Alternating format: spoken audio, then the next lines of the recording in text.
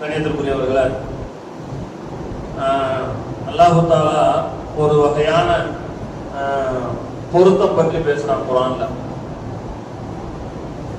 அல்லாஹு தாலா இப்படிப்பட்ட மக்களை திட்டவட்டமாக பொறுத்து கொண்டு விட்டான் அப்படின்னு ஒரு வாக்குறுதி இருக்குது குர்ஆன்ல. யாருக்கு அப்படின்னா,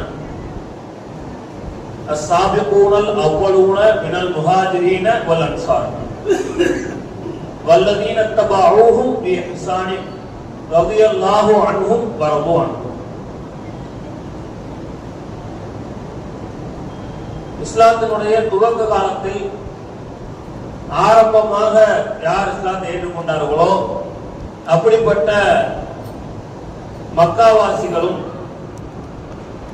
மதீனாவை சேர்ந்த துவக்க காலத்தில் இஸ்லாத்தை ஏற்றுக்கொண்ட அன்சாரிகளும் அந்த இரு சாராரினுடைய பண்புகளை, செயல்பாடுகளை, கொள்கையை எவர் ஏற்றி நடந்தாரோ அப்படிப்பட்டவர்களையும் அல்லாஹு தாலா பொருந்தி கொண்டான். ஏனென்றால் அவர்களும் அல்லாஹ்வை பொருந்தி கொண்டார்கள் என்று அல்லாஹு தாலா ஒரு அளவீடு சொல்றான். ஆக உண்மையிலேயே நாம அல்லாஹ்வுடைய பொருத்தம் பெற வேண்டும் என்பதுதான் நம்முடைய லட்சியமாக இருக்கும் பொழுது, நாம அந்த ஆரம்ப காலத்தில் இஸ்லாத்தை ஏற்றுக்கொண்ட முஹாஜிர்கள், அன்சாரிகள், மக்காவாசிகள், மதீனாவாசிகள், அதை தொடர்ந்து அவர்களை பின்பற்றி அடுத்தடுத்து வந்த இதர சஹாபாக்கள், தாபியீன்கள், தபா தாபியீன்கள், இவர்களுடைய வாழ்நாளில் அவர்களுடைய எண்ணங்கள் எப்படி இருந்தது, அவர்களுடைய செயல்பாடுகள் எப்படி இருந்துச்சு, அவங்களுடைய கொள்கை எப்படி இருந்தது, அவங்களுடைய வாழ்வியல் முறை எப்படி இருந்தது, இதையெல்லாம் தெரிஞ்சு அது மாதிரி நம்மை நாம் பண்படுத்திக் கொள்வது, அவர்களை பின்பற்றுவது இருக்கிறத, இது நம்மையும் அல்லாஹ் தஆலா புரிந்து கொள்வதற்கு இன்ஷா அல்லாஹ் திட்டவட்டமாக காரணமாக அமையும். ஏனென்றால் அல்லாஹ் தஆலா வாக்குறுதி அளிக்கிறார்.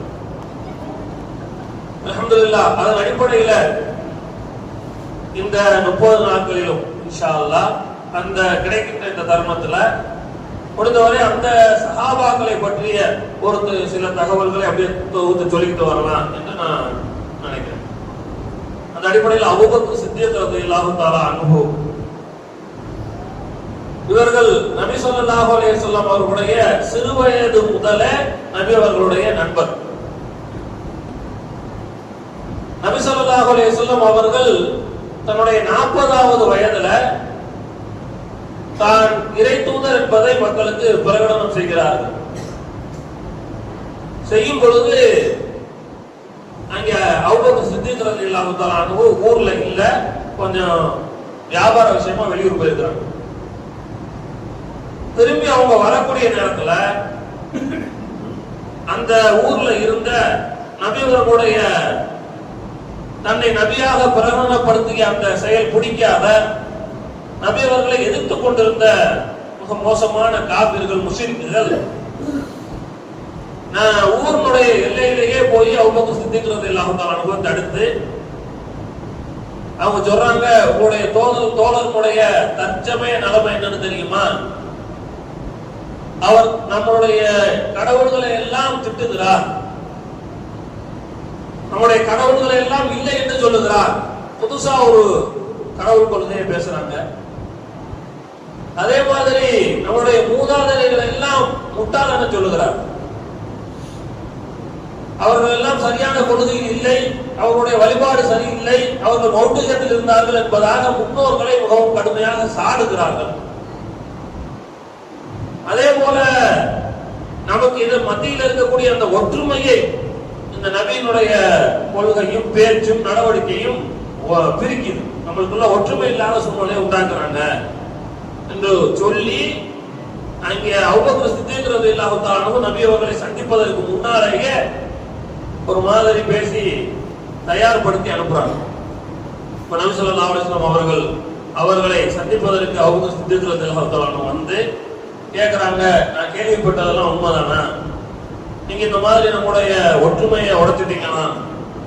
நம்முடைய கடவுள்களை எல்லாம் இல்லை என்று மறுக்கிறீர்களா, திட்டுறீங்களா? அதே மாதிரி நம்முடைய மூதாதையர்கள் எல்லாம் அறிவற்றவர்கள் என்பதாக சொல்றீங்களாம்ல என்று கேட்ட உடனே வேற எந்த பதிலும் சொல்லாம நபி ஸல்லல்லாஹு அலைஹி வஸல்லம் சொல்றாங்க, நான் அல்லாஹ்வுடைய தூதராக இருக்கிறேன், நான் உங்களை அல்லாஹ்வின் பக்கமாக அழைக்கிறேன், நீங்கள் அல்லாஹ் நான் அஷ்ஹது அல்லா இலாஹ இல்லல்லாஹு வ அஷ்ஹது அன்ன முஹம்மதன் அப்துஹு வ ரசூலுஹு என்று கலிமா சொல்ல வேண்டும் என்பதின் பாடம் வரை நான் அழைக்கிறேன் என்று சொன்னார்கள். கணித்துக்குரியவர்களை அபூபக்கர் சித்தீக் ரலியல்லாஹு தஆலா அன்ஹுவை பற்றி நாம இங்க பேசுறோங்கிறதுனால இதுல கவனிக்க வேண்டிய முக்கியமான இடம் இது. அபூபக்கர் சித்தீக் ரலியல்லாஹு தஆலா அன்ஹு எதையுமே பத்தி யோசிக்காம உடனடியாக கலிமா சொல்லுகிறார்கள். பிறகு ஒரு நேரத்தில் நபி ஸல்லல்லாஹு அலைஹி வஸல்லம் அவர்கள் அபூபக்கர் சித்தீக் ரலியல்லாஹு தஆலா அன்ஹுவுடைய இந்த தன்மையை பற்றி எடுத்து பேசியிருக்கிறார்கள். எல்லாரும் இஸ்லாத்தை ஏற்று நான் சொல்லும் பொழுது தடுமாறி நிதானிச்சு யோசிச்சு இஸ்லாத்துக்கு வந்தாங்க. எதை பற்றியும் யோசிக்காம உடனடியாக இஸ்லாத்துக்கு வந்தவங்க அப்படின்னு எடுத்துக்கிட்டா அபூபக்கர் சித்தீக் ரலியல்லாஹு தஆலா அன்ஹு எதை பத்தி யோசிக்கல, உடனே எடுத்துட்டாங்க. அதுக்கு அபூபக்கர் சித்தீக் ரலியல்லாஹு தஆலா அன்ஹு என்ன காரணம் சொல்றாங்கன்னா, நான் சிறு வயது முதலே அவருடைய நண்பர். அவர்கள் தன் வாழ்நாளில் ஒரு முறை கூட விளையாட்டுக்கு கூட போய் சொன்னதாக நான் பார்க்கல. அப்படி இருக்கும் பொழுது அபூபக்கர் சித்தீக் ரலியல்லாஹு தஆலா அன்ஹு சொல்லுகிறார்கள், அப்படி இருக்கக்கூடிய ஒருவர் நாம் எல்லாம் புனிதமாக கருதக்கூடிய ஆன்மீகத்துக்கு போய் சொல்லுவாரு என்ற எண்ணம் தான் என்னை உடனடியாக இஸ்லாத்தை ஏற்றுக்கொள்ள தூண்டியது என்று சொல்லுகிறார்கள்.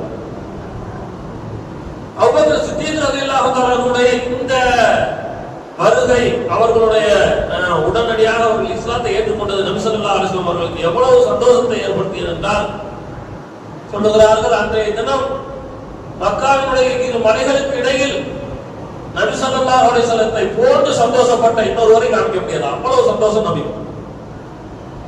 கணியத்திற்குரியவர்களே, இதன் அடுத்த கட்டமாக அபூபக்கர் சித்தீக் ரலியல்லாஹு தஆலா அன்ஹு முதல் 2 தினங்களிலேயே அவங்க இஸ்லாத்துக்கு ஏற்றுக்கொண்ட அந்த நாளும் அதற்கு மறுநாளும் ஆகிய 2 தினங்களில் மக்காவில் முக்கிய தலைகளாக கருதப்பட்ட ஒரு 9 நபர்களை இஸ்லாத்துக்குள்ள கொண்டு வந்தாங்க. அந்த 9 பேரும் பிறகு இஸ்லாத்துக்கு மிகப்பெரிய தூண்களாக செயல்பட்டவங்க. 2 நாள் கூட ஆகல, அவங்க பொருட்களை எதை தான் ஏற்றுக்கொண்டார்களோ, எதை தன் நபி தனக்கு போதித்தார்களோ அதை 9 பேருக்குள்ள கொண்டு வந்தாங்க. அதே மாதிரி இதை கூட்டிக்கிட்டே இருந்தாங்க. யார சொல்லலாம், நம்ம மறைவா செய்யக்கூடாது. நபி ஸல்லல்லாஹு அலைஹி வஸல்லம் துவக்கத்துல இந்த அழைப்பை மிகவும் மறைவாக செஞ்சுக்கிட்டு இருந்தாங்க. மறைவா செய்யக்கூடாது, பகிரங்கமா செய்யணும் என்று சொல்லிக் கொண்டே இருந்தார்கள். எப்பொழுது சஹாபாக்களுடைய எண்ணிக்கை, ஈமான் கொண்டவர்களுடைய எண்ணிக்கை 38 ஆனது, வெறும் 38 பேர் தான் இருக்கிறாங்க. முழு மக்காவும் எதிரி. அந்த நிலைமையில அபூபக்கர் சித்தீக் ரலியல்லாஹு தஆலா அன்ஹுடைய தூண்டுதலுக்கு இணங்க நபி அவர்கள் அனுமதி அளிக்கிறாங்க. முதலாவது இஸ்லாத்தினுடைய பிரச்சாரம் செய்தவர் அபூபக்கர் சித்தீக் ரலியல்லாஹு தஆலா. அவர்கள் இஸ்லாத்தை பகிரங்கமாக பிரச்சாரம் செய்வதற்காக வேண்டி மக்காவுல காபத்துல்லாஹ்வுல நின்று செய்றாங்க. அதன் விளைவாக எந்த அளவுக்கு தாக்கப்படுகிறார்கள் என்றால், உண்மையிலேயே அபூபக்கர் சித்தீக் ரலியல்லாஹு தஆலா அன்ஹு அதற்கு முன்பு வரை அந்த அரபிய தீபகற்பத்தினுடைய மிகப்பெரிய தலைவராகவும், மக்களால் மிக அறிமுகமானவராகவும், மக்கள் செல்வாக்கு பெற்றவராகவும், மிகப்பெரிய வியாபாரியாகவும், பெரிய நாட்டாமையாகவும் இருந்த ஒரு நபித்தோழர். அவர் இஸ்லாத்தை ஏற்றுக்கொண்ட உடனேயே அந்த மக்களுக்கு எடுத்து சொல்ல போனதனுடைய விளைவாக உடனடியாக அவர்கள் எந்த அளவுக்கு தாக்கப்படுகிறார்கள் என்றால், அவர்களை கீழே தள்ளி அடிச்சு அவர்களுடைய மூஞ்சில செருப்பால மிதிச்சு, அதன் காரணத்தினால் அபூபக்கர் சித்தீக் ரலியல்லாஹு தஆலா அன்ஹுடைய மூஞ்சி செதஞ்சு, மூக்கு செதஞ்சு, முகத்தினுடைய உருவ அமைப்பு மாறிடுச்சு. அந்த நேரத்தில் அவ்வளவு பெரிய தாக்குதலுக்கு உள்ளானதுக்கு பிறகு இன்னும் சொல்ல போனா, அந்த இடத்துல அவங்க அடிபட்டதுக்கு பின்னாடி அவங்கள தூக்கிட்டு போறதுக்கு கையை பிடிச்சி காலை பிடிச்சி தூக்கிட்டு போக முடியல. பக்கத்துல ஒரு பெரிய சாக்கை விரிச்சு அதுல அவங்கள அப்படியே தள்ளி 4 மூலையிலும் முடிச்சு தூக்கிட்டு போனாங்க. ஜனாசா தூக்குற மாதிரி, சந்தூக்க தூக்குற மாதிரி தூக்கிட்டு போகையிலேயே அவங்களுடைய குடும்பத்தவர்களே நினைச்சாங்க, கண்டிப்பாக இது அபூபக்கர் சித்தீக் ரலியல்லாஹு தஆலா அன்ஹு உயிர் பிழைக்க வாய்ப்பில்லை என்று நினைச்சாங்க. அதனால சொன்னாங்க, நாங்க தூக்கிட்டு போறோம், ஆனால் இவர் இறந்தால் இதற்கு பகரமாக எவன் அடிச்சானோ அவனை நாங்க கொண்டே தருவோம் என்று சொல்லிட்டு போனாங்க. ஆனால் அல்ஹம்துலில்லாஹ் அதுல இறப்பு ஏற்படல. அதற்கு பிறகு அல்ஹம்துலில்லாஹ் அவர்கள் சுயநினைவு அடைந்ததும் முதலாவதாக நபி ஸல்லல்லாஹு அலைஹி வஸல்லம் எங்க இருக்காங்க, என்னையவே தாக்குன ஆளுங்க நபியை அனுப்பிச்சிருப்பாங்களோங்கிற பயத்துல உடனே கேட்கிறாங்க, நபி ஸல்லல்லாஹு அலைஹி வஸல்லம் அவங்க எங்க இருக்கிறாங்க, அவங்க பாதுகாப்பா இருக்கிறாங்களா அப்படின்னு கேட்டாங்க. நபி அவர்களுடைய பாதுகாப்பை உறுதி செய்வதற்கு முன்னால் அவங்க சாப்பிட கூட இல்லை. எல்லாரும் வற்புறுத்துறாங்க, ஆனா என்ன செய்யல, சாப்பிடல. நபி அவர்களை கண்டு சந்தித்ததற்கு பிறகு அவங்க பாதுகாப்பா இருக்கிறாங்கன்னு தெரிஞ்சதுக்கு அப்புறம் தான் அபூபக்கர் சித்தீக் ரலியல்லாஹு தஆலா அன்ஹு அவர்கள் உணவருந்தினார்கள். இது அவர்களுடைய இஸ்லாத்தினுடைய துவக்க நேரம். இதை தாண்டி அவர்கள் இஸ்லாத்துக்காக என்ன உழைத்தார்கள் அப்படிங்கிறத இன்ஷா அல்லாஹ் அடுத்தடுத்த நாட்கள்ல தொடர்ந்து பேசுவோம். எப்போ இன்ஷா அல்லாஹ் அபூபக்கர் சித்தீக் ரலியல்லாஹு தஆலா அன்ஹு பற்றி ஓரளவுக்கு நம்மளால முடிஞ்ச சொல்லிட்டோமோ அதுக்கு அடுத்த சஹாபியை பற்றி இன்ஷா அல்லாஹ் பேசுவோம். வாஹிரு தஅவானா அல்ஹம்துலில்லாஹி ரப்பில் ஆலமீன். அஸ்ஸலாமு அலைக்கும்.